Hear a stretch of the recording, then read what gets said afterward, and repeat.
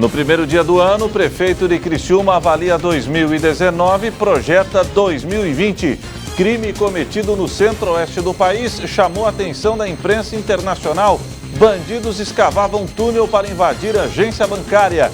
Reunião de Comissão e Finanças da Assembleia Legislativa continua em aberto para 2020.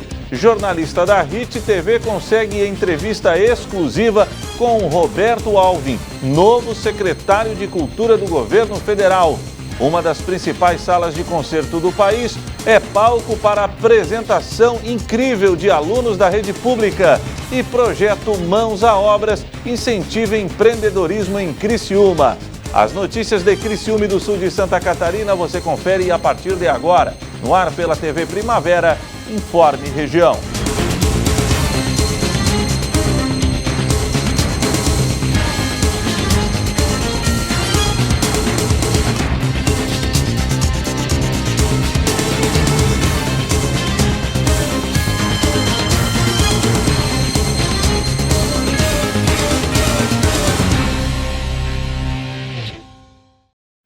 Hoje, quarta-feira, dia 1º de janeiro de 2020. Um feliz ano novo a você que sintoniza a programação da TV Primavera e, claro, boa noite.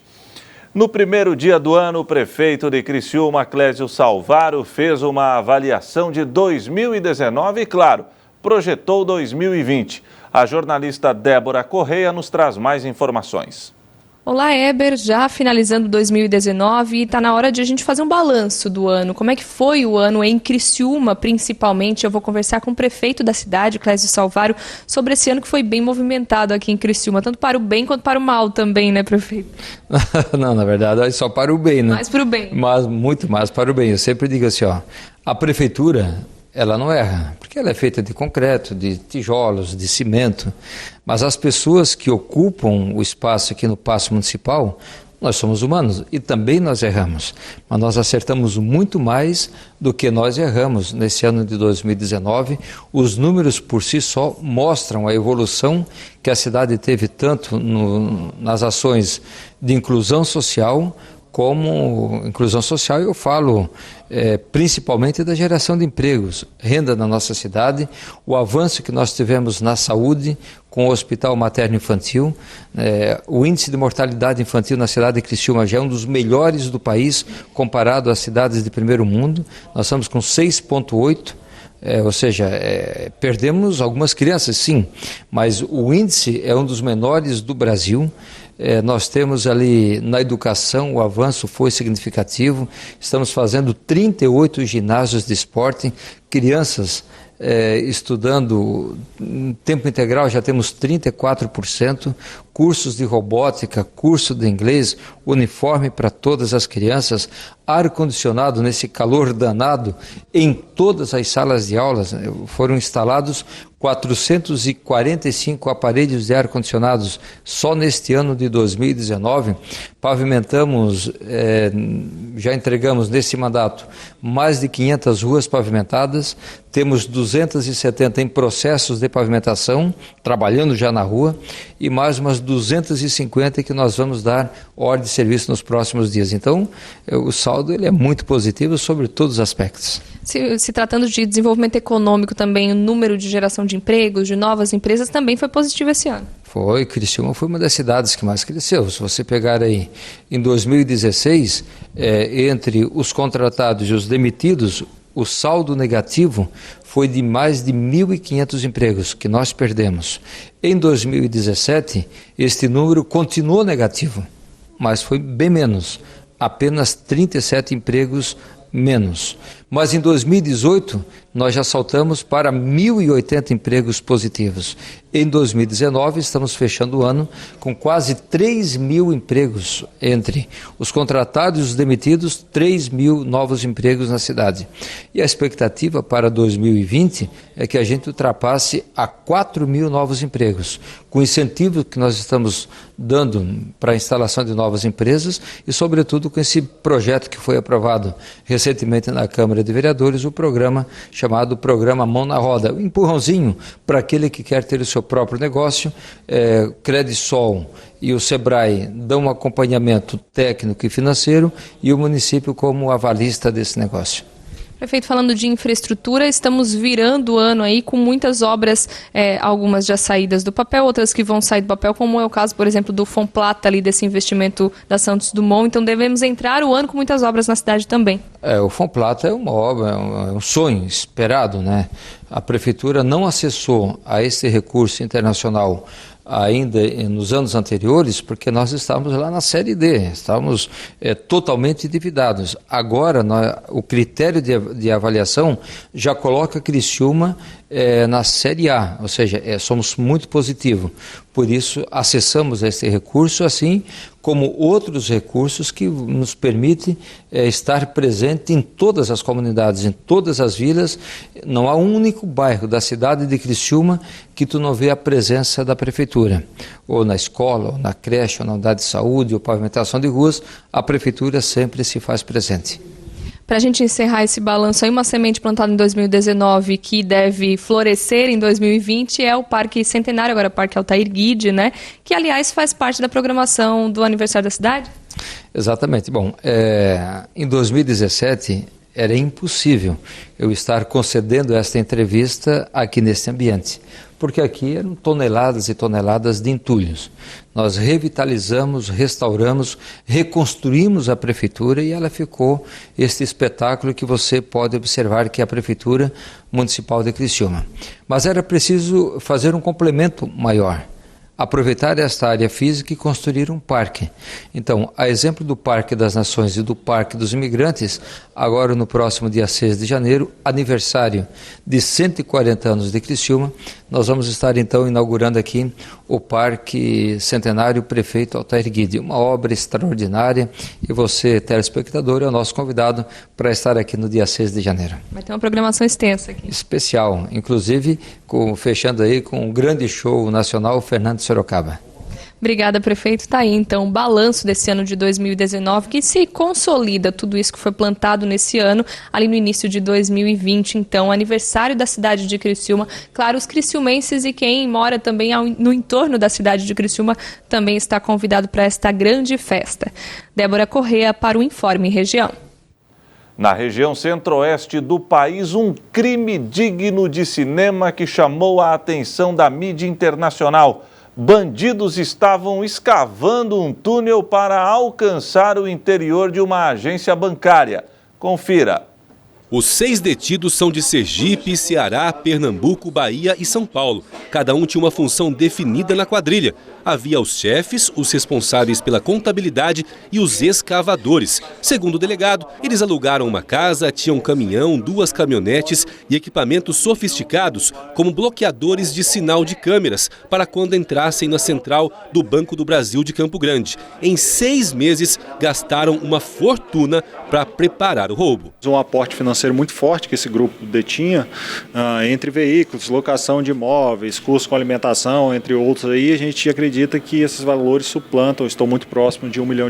Já temos informações seguras de que um ou outro integrante que foi preso aqui já teria participado em ações dessa natureza em outros estados da federação. Os investigadores estavam monitorando o local e esperaram o melhor momento para agir. O objetivo inicial nosso era prendê-los ainda no interior do galpão. Todavia, quando da aproximação das equipes, esses indivíduos acabaram deixando o imóvel por uma mera coincidência e algumas quadras dali houve uma tentativa de abordagem. No primeiro momento, o caminhão que seguia à frente jogou em cima do policial da equipe, houve alguns disparos no motor desse caminhão.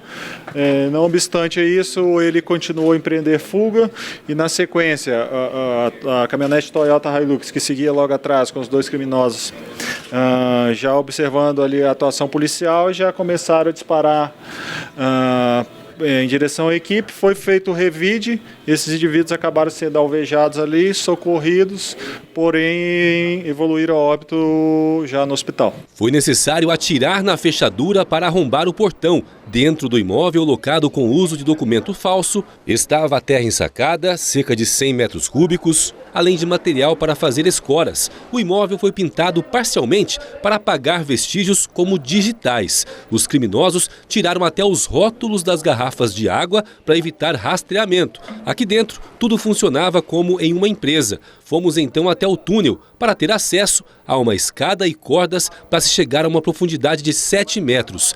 Nos primeiros 5 metros, a estrutura tem altura de 1,60 m. O policial nos apoiou para podermos ir além. Você pode ver que a situação aqui é bem complexa. Ó. A gente tem que ir numa posição meio que de aranha. É um túnel extremamente estreito.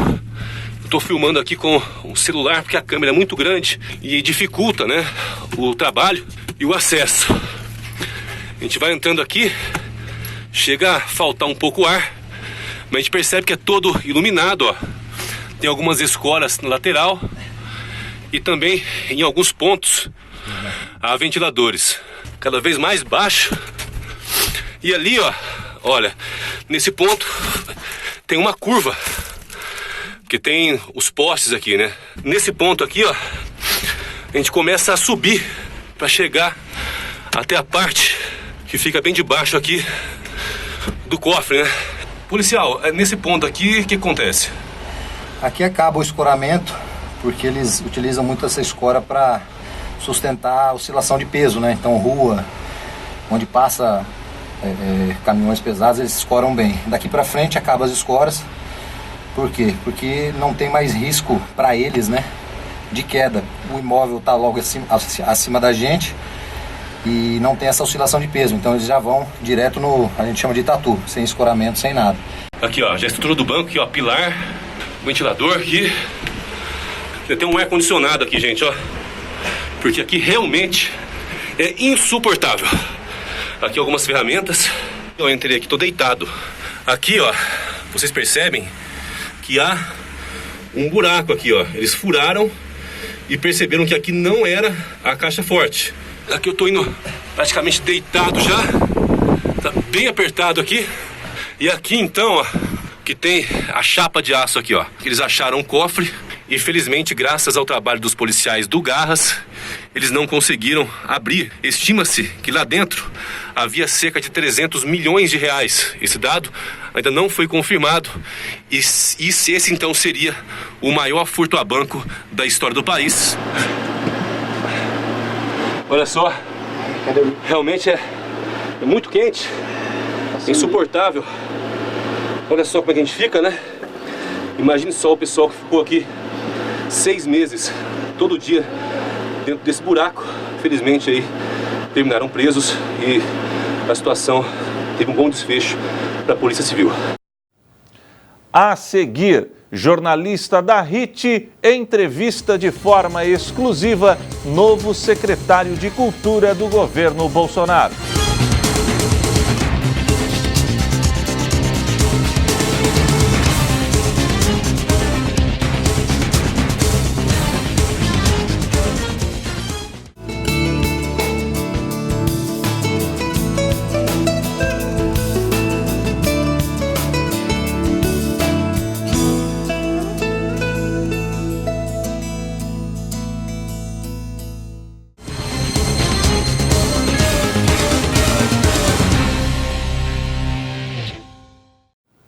Uma pendência para o ano que se inicia. Reunião de Comissão e Finanças da Assembleia Legislativa continua em aberto para 2020. Os defensores públicos do Estado compareceram em grande número à última reunião da Comissão de Finanças e Tributação do ano. Eles vieram acompanhar as discussões e votação do projeto que concede gratificações e outras vantagens na remuneração da categoria. Mas não houve acordo entre os parlamentares do colegiado e a apreciação final do projeto ficou para fevereiro do ano que vem. A Comissão de Finanças é composta por 9 deputados. Cada cabeça uma sentença. Então, quando o projeto de lei que tramita na comissão, em qualquer comissão, gera dúvida em 1, 2, 3, 4, 5 deputados, ele com certeza terá uma tramitação difícil. Foi o que ocorreu. Havendo dúvidas, melhor. Caldo de galinha e cautela não faz mal para ninguém. Deixamos para fevereiro do ano que vem. Na mesma reunião, os deputados aprovaram um projeto do Tribunal de Justiça do Estado, que promove o reajuste das taxas cartorárias em diferentes percentuais. A matéria passou com emenda substitutiva global do presidente da comissão, deputado Marcos Vieira, para que a decisão sobre futuros reajustes continue passando pelo parlamento catarinense. O Tribunal de Justiça mandou para esta casa um projeto de lei tratando do reajuste das taxas e emolumentos. Mas no escopo do projeto também estava lá inserido de que tirava a competência da Assembleia, ou seja, usurpava a competência da Assembleia e passava a eles para que todo ano eles pudessem fazer o reajuste. Isso, no meu entendimento, não é legal. É competência da Assembleia Legislativa. Nós não podemos delegar. Nós somos representantes da população e é a população que tem que decidir quando reajustar e que percentual tem que reajustar. Então eu apresentei a emenda, o deputado Jerry Compre acatou e foi aprovado nesta comissão. E com certeza absoluta será levado a plenário ainda na tarde de hoje. A reunião permaneceu em aberto a pedido de alguns deputados que querem ver 2 projetos do governo aprovados em plenário ainda hoje. Mas, para isso, eles precisarão negociar a deliberação das matérias na Comissão de Constituição e Justiça, para depois poderem discutir e votar na Comissão de Finanças. Tudo isso no início da tarde, para que os 2 projetos possam ir a plenário no final do dia. São 2 projetos muito importantes para Santa Catarina. O primeiro é o projeto Compensa, que ele permite com que devedores do estado de Santa Catarina possam comprar créditos de outros e quitarem as suas dívidas. Todos os estados têm isso, é um projeto importante, vai trazer novos recursos e vai permitir com que pessoas possam recuperar seu crédito. E o outro projeto é o de um refinanciamento da dívida do Estado, num empréstimo de R$1 bilhão, por juros menores e prazos mais longos, mas também tem nesse empréstimo também recursos para financiar o SC Rural, um programa de agregação de valor para os pequenos agricultores de Santa Catarina. A jornalista Paola Cuenca, da RIT, conseguiu com exclusividade uma entrevista com o novo secretário de Cultura do governo Bolsonaro. O dramaturgo falou sobre o trabalho que vem desenvolvendo na pasta. Primeiro, boa noite, secretário. Obrigado por nos receber aqui. Boa noite, um prazer imenso receber vocês. Apesar do senhor ter entrado como secretário na Cultura há pouco tempo, né, apenas em novembro... 1 mês e meio agora. Sim. Como que o senhor avalia que foi esse primeiro ano, né, do governo Bolsonaro para as questões de cultura, as mudanças, o que houve de relevante e benéfico que o senhor destacaria? O ritmo das transformações estava bem lento, assim, na verdade. Isso se deve a vários fatores. O fato é que a Secretaria de Cultura estava um pouco engessada até recentemente, e o nosso trabalho aqui está sendo, na verdade, desengessá-la, de modo a dar para a população produtos culturais, obras de arte de altíssima qualidade, atividades formativas de alta qualidade, para promover mesmo um renascimento da arte e da cultura no nosso país. E fazer isso de uma forma absolutamente descentralizada, contemplando, ao contrário de políticas anteriores, que ficavam muito na região sudeste, contemplando as 5 regiões do país e contemplando os municípios. Nós temos mais de 5.000 municípios e as políticas para esses municípios eram quase inexistentes. E a gente está pensando muito nisso, encontrando com representantes da municipalidade no Brasil, para promover esse desenvolvimento da sociedade através da arte e da cultura. Hoje nós conseguimos liberar o Fundo Setorial do Audiovisual, que vai dar uma injeção de possibilidades para o cinema brasileiro. Nós conseguimos também fazer a liberação de um teto maior para o teatro musical no Brasil, que é um teatro que não trabalha com ideologia e que movimenta mais de R$1,5 bilhão por ano. Então gera emprego. Então fazer com que a cultura gere emprego, fazer com que a cultura gere desenvolvimento social e fazer com que a cultura gere dignidade e enobrecimento para a população brasileira, para a maioria da população brasileira e não para um nicho pequeno que dominava essa área até agora, é o nosso objetivo. Você usou o termo renascimento, né? Você já utilizou em outras entrevistas, inclusive. Para o senhor, o que representa esse renascimento? O que significaria na prática esse objetivo alcançado? Fundamentalmente, Paola, eu posso dizer que a gente tem 3 áreas de atuação centrais. A primeira é promover a formação de excelência, formação de uma nova geração de artistas e criadores de cultura no Brasil. Então, para isso, a gente está criando uma série de instituições que vão ser espalhadas pelo Brasil inteiro, em todas as regiões do país, para promover gratuitamente uma formação nos campos da música, com nossas orquestras sociais, que vão ser centenas espalhadas pelo país, que vão ensinar justamente jovens, sobretudo em situações de vulnerabilidade, a tocarem instrumentos, a comporem orquestras de música sinfônica, música clássica, música erudita, mas também da canção popular brasileira. Trabalhar isso no campo da literatura também, com muitos programas formativos, concursos literários por todo o Brasil, de contos, poesia, romances. Promover isso no campo do teatro, com uma revitalização da nossa rede de teatros, que vão sofrer agora reformas. Eu já vi que eles estavam abandonados, nossos teatros, estavam completamente sucateados, destruídos, vilipendiados. E assim, a nossa ideia agora é promover uma reforma ampla desses equipamentos culturais, para fazer deles polos de cultura que o povo possa frequentar com acessibilidade total, oferecer para a população obras de arte clássicas. O segundo ponto desse nosso programa é justamente a produção e a difusão de obras de arte, de obras de alta cultura pelo país inteiro. Então, são as obras que nós vamos produzir através de editais de cultura, que vamos lançar vários no início do ano que vem. A gente está preparando isso juridicamente justamente para lançá-los até o mês de março. Então isso vai contemplar muitos artistas que até hoje não foram contemplados porque não faziam parte dessa panelinha agregada aos partidos de esquerda no Brasil. E aí, através desses editais, promover justamente a produção de muitas obras no Brasil inteiro e a circulação dessas obras. E o nosso terceiro ponto aqui é justamente a descentralização. Quer dizer, pensar o Brasil como um país tão grande, tão rico, com uma diversidade cultural tão profunda e que deve ser toda ela contemplada. Nesse colocar em prática, né, que você disse até dos editais também, de todos esses programas que vocês pretendem fazer a partir do início de 2020, qual você vê como a maior dificuldade para que isso consiga ser efetivado?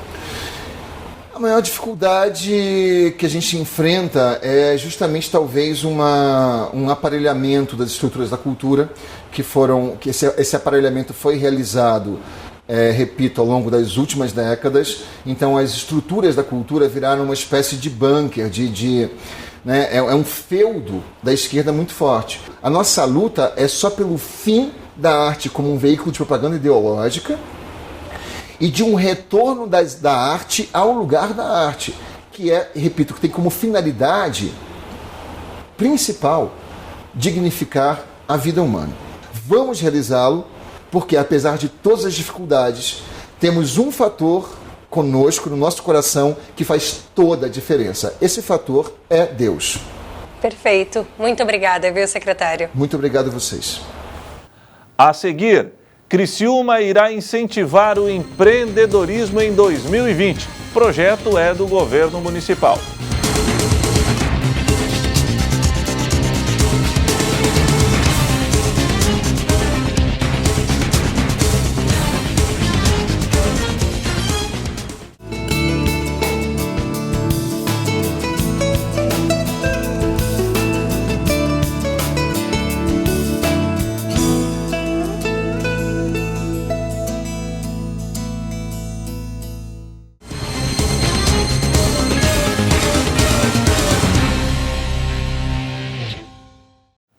Uma das principais salas de concerto do país foi palco de um espetáculo protagonizado por 140 alunos de escolas públicas. Confira.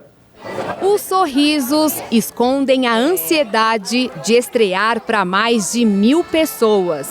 Só respirar e ir lá. Vou ter vergonha sim. Eu não sei, tô com vergonha. Se soltar, fingir que tô numa aula normal e dançar. 140 talentos unidos com um só objetivo: falar sobre a importância de compreender o lugar de cada um no mundo. O mais importante é esse acesso democrático à cultura para a comunidade, né? Hoje a gente tem 1.400 pessoas aqui, mais de 1.000 pessoas são da nossa comunidade. Entre pais, familiares, amigos, amigos da escola, comunidade da escola, outras ONGs próximas de onde a gente atua. Então isso para mim é a verdadeira democratização, é abrir um espaço como esse, elitizado, caro, para quem realmente não tem acesso. E além disso, para que essas pessoas vejam que os seus filhos têm a possibilidade de estar num palco como esse. O espetáculo foi uma adaptação de tudo que as crianças e adolescentes aprenderam no Lar, uma associação que atende comunidades na zona sul da capital paulista. Eles queriam fazer um espetáculo que juntasse todas essas linguagens novas até então. E eu fui responsável por isso, desenvolver essa história. O mundo é o nosso lar. Querendo trazer para as crianças e para os jovens ultrapassar os limites, não deixar que nenhuma fronteira econômica, social econômica, limite eles a sonhar, a desejar o que for, inclusive atuar na maior sala de concerto da América Latina, que é a Sala São Paulo. A peça contou a história de 4 jovens que viajam ao redor do mundo após construírem em sala de aula um barco de papel. E a garotada estava bem à vontade no palco.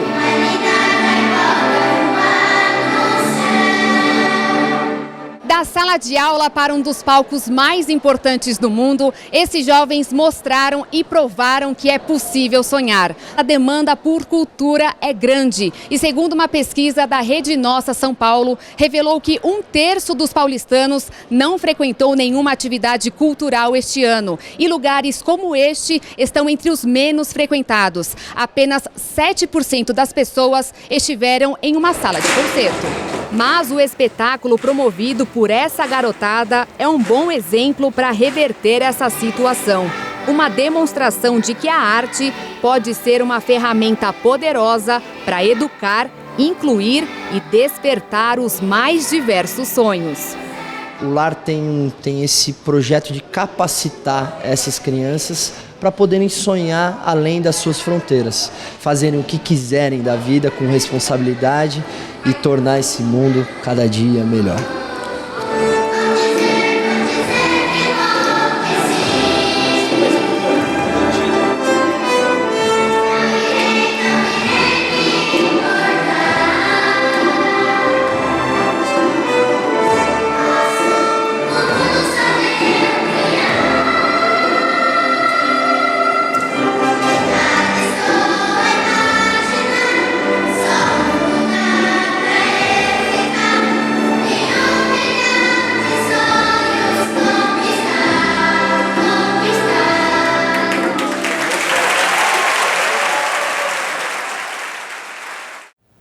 Um projeto do Executivo de Criciúma promete incentivar o empreendedorismo na cidade. É o programa Mãos à Obra. Confira na reportagem da jornalista Débora Correia. Foi aprovado no fim de 2019, em sessão extraordinária na Câmara de Vereadores de Criciúma, um projeto de lei de autoria do Executivo que busca incentivar pequenos empreendedores. O Mão na Roda deve começar a valer já em 2020. Esse Mão na Roda é o que faz a gente vibrar. Assim, nós estamos agora vivendo um momento assim, de reaquecimento da economia. E nós temos assim, um desemprego enorme.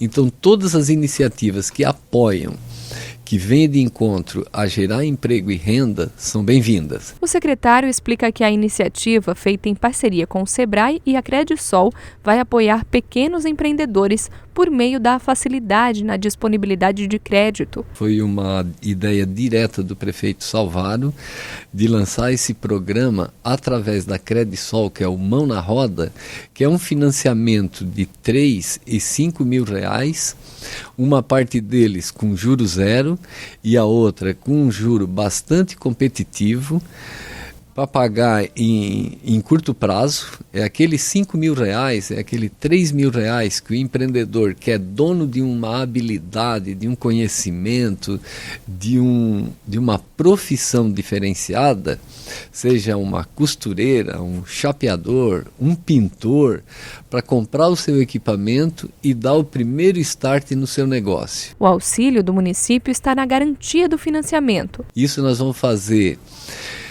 através da Credisol, uma parceria que o município entra com a garantia, e isso desburocratiza o financiamento e aumenta a velocidade da liberação do recurso. Isso vai dar uma dinâmica, um incremento na economia do município fortíssimo.